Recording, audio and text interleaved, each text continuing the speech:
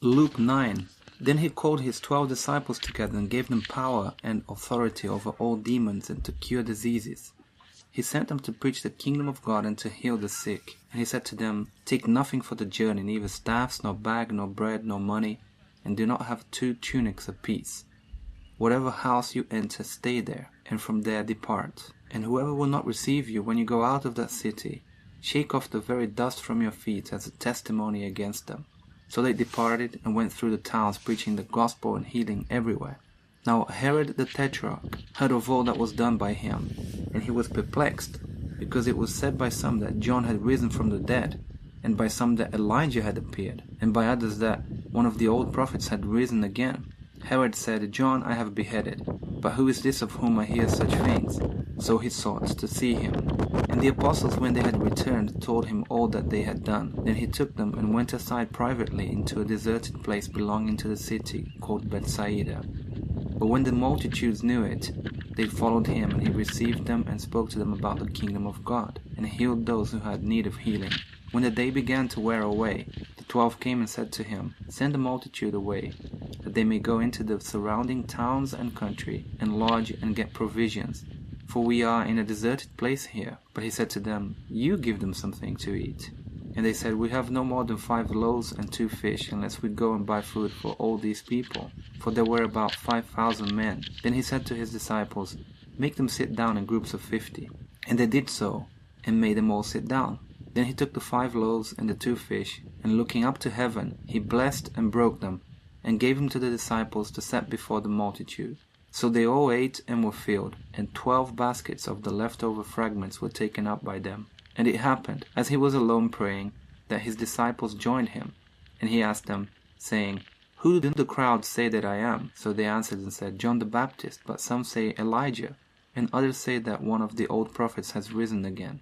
He said to them, But who do you say that I am? Peter answered and said, The Christ of God. And he strictly warned them and commanded them to tell this to no one, saying, The Son of Man must suffer many things, and be rejected by the elders and chief priests and scribes, and be killed, and be raised the 3rd day. Then he said to them all, If anyone desires to come after me, let him deny himself, and take up his cross daily, and follow me. For whoever desires to save his life will lose it, but whoever loses his life for my sake will save it. For what profit is it to a man if he gains the whole world, and is himself destroyed or lost? For whoever is ashamed of me and my words, of him the Son of Man will be ashamed when he comes in his own glory, and in his Father's, and of the holy angels. But I tell you truly, there are some standing here who shall not taste death till they see the kingdom of God. Now it came to pass about 8 days after these sayings that he took Peter, John, and James, and went up on the mountain to pray. As he prayed, the appearance of his face was altered, and his robe became white and glistening.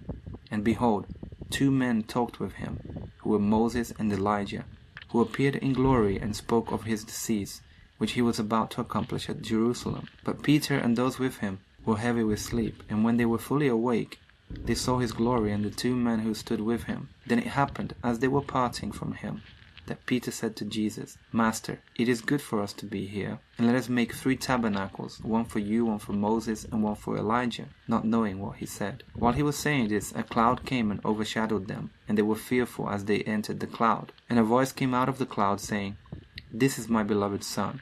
Hear him. When the voice had ceased, Jesus was found alone. But they kept quiet and told no one in those days any of the things they had seen. Now it happened on the next day, when they had come down from the mountain, that a great multitude met him. Suddenly a man from the multitude cried out, saying, Teacher, I implore you, look on my son, for he is my only child. And behold, a spirit seizes him, and he suddenly cries out. It convulses him so that he foams at the mouth, and it departs from him with great difficulty, bruising him. So I implored your disciples to cast it out, but they could not. Then Jesus answered and said, O faithless and perverse generation, how long shall I be with you and bear with you? Bring your son here. And as he was still coming, the demon threw him down and convulsed him. Then Jesus rebuked the unclean spirit, healed the child, and gave him back to his father. And they were all amazed at the majesty of God. But while everyone marveled at all the things which Jesus did, he said to his disciples, Let these words sink down into your ears.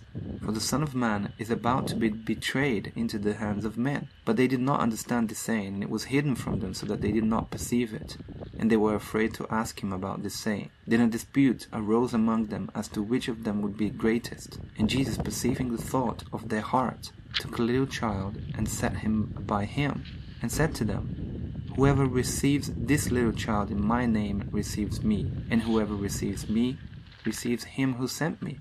For he who is least among you all will be great.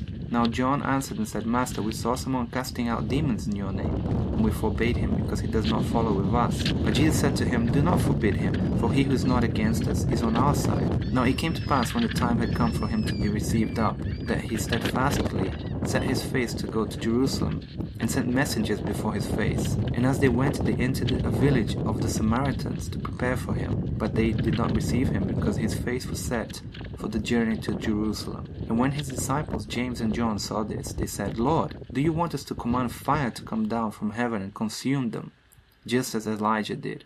But he turned and rebuked them and said, You do not know what manner of spirit you are of, for the Son of Man did not come to destroy men's lives, but to save them. And they went to another village. Now it happened as they journeyed on the road, that someone said to him, Lord, I will follow you wherever you go.